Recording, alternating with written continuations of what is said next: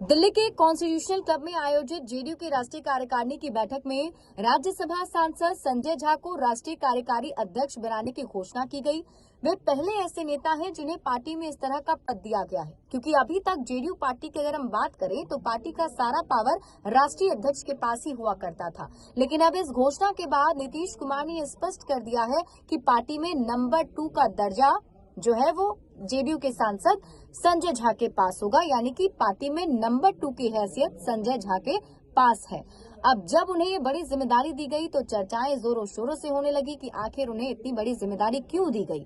तो ऐसे में जब बातचीत हुई तो बिहार सरकार के मंत्री और नीतीश कुमार के करीबी अशोक चौधरी ने इसका जवाब देते हुए कहा कि चूंकि संजय झा एक बहुत ही समझदार रणनीतिकार रहे हैं और ऐसे में पार्टी को जब बड़े पैमाने पर आगे ले जाना है, राष्ट्रीय स्तर की पार्टी बनानी है, तो उसकी रणनीति बनाने में संजय झा काफी कारगर साबित होंगे। क्योंकि आने वाले दिनों में बिहार में विधानसभा के चुनाव है 2025 में, नीतीश कुमार उसमें व्यस्त रहने वाले हैं। तो कैसे पार्टी को राष्ट्रीय स्तर की पार्टी बनाई जाए, अलग राज्यों में किस तरीके से पार्टी को स्टैब्लिश किया जाए, इसको लेकर संजय झा रणनीति बनाएंगे।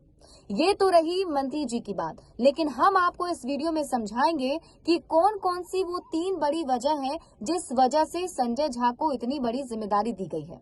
सबसे पहले बात करते हैं कि इससे पहले कौन कौन से नेता पर नीतीश कुमार ने भरोसा जताया था। आप सबको याद है कि आरसीपी सिंह और ललन सिंह को बड़ी जिम्मेदारी पहले जेडीयू की तरफ से दी गई थी, लेकिन उसका कुछ खास रिजल्ट सामने नहीं आया।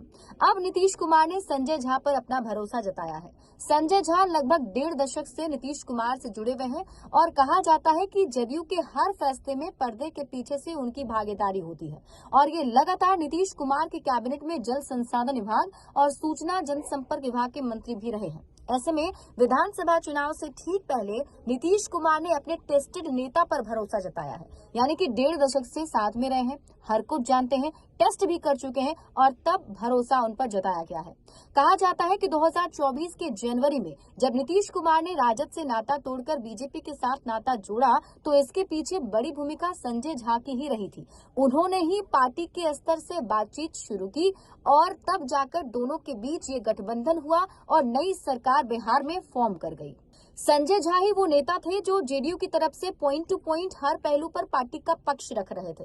यही कारण है कि मजबूत बीजेपी के सामने भी जेडीयू कहीं झुकी नहीं, न मंत्री पद की संख्या पर और न ही विभाग के बंटवारे पर।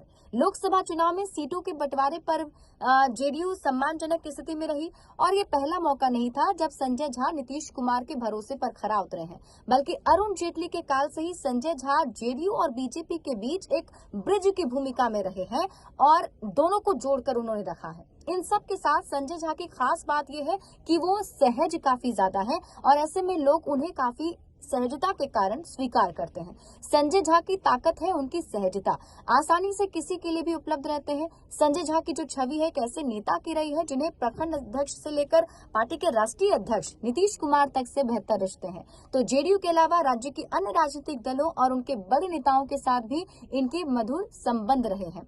और केवल बिहार ही नहीं बल्कि लुटियंस पॉलिटिक्स में भी संजय झा का हस्तक्षेप माना जाता है। पॉलिटिकल एक्सपर्ट ये बताते हैं कि बीजेपी के कद्दावर नेता रहे अरुण जेटली के छाव में चूंकि संजय झा ने राजनीति का ककहरा सीखा है, यानी पूरा पाठ सीखा है, तो ऐसे में दिल्ली के बड़े नेता और ब्यूरोक्रेट्स के साथ भी इनके बेहतर संबंध हैं और नीतीश कुमार भी मानते हैं कि ऐसे मौके पर इन रिश्तों का लाभ मिल सकता है और यही वजह है कि संजय झा को बड़ी जिम्मेदारी दी गई है। बड़े अपडेट्स के लिए आप जुड़े रहिए न्यूज़ 18 बिहार झारखंड के साथ।